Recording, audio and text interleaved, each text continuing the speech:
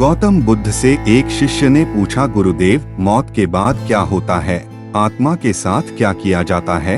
बुद्ध ने एक तीर के जरिए शिष्य को दिया उत्तर। गौतम बुद्ध से एक शिष्य ने पूछा, गुरुदेव, मौत के बाद क्या होता है?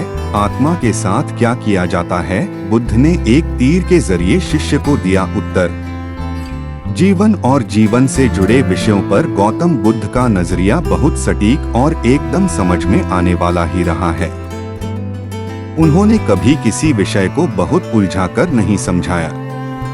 अपने शिष्यों की सारी जिज्ञासाएं वे साधारण से उदाहरणों से ही हल कर दिया करते थे। एक बार बुद्ध से उनके एक शिष्य ने पूछा, भगवान, आपने आज तक यह नहीं बताया कि मृत्यु के बाद क्या होता है। उसकी बात सुनकर बुद्ध मुस्कुराए। फिर उन्होंने उससे पूछा, पहले मेरी एक बात का जवाब दो, अगर कोई कहीं जा रहा हो और अचानक कहीं से आकर उसके शरीर में एक जहर भरा तीर लग जाए तो उसे क्या करना चाहिए?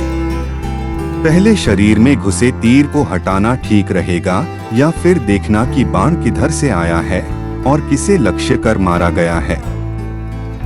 शिष्य ने कहा, पहले तो शरीर में घुसे तीर को तुरंत निकालना चाहिए, नहीं तो जहर पूरे शरीर में फैल जाएगा।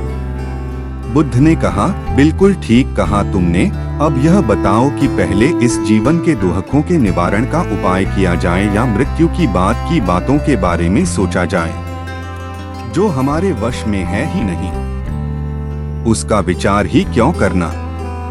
किसकी मृत्यु कब आएगी ये सिर्फ परमात्मा जानता है।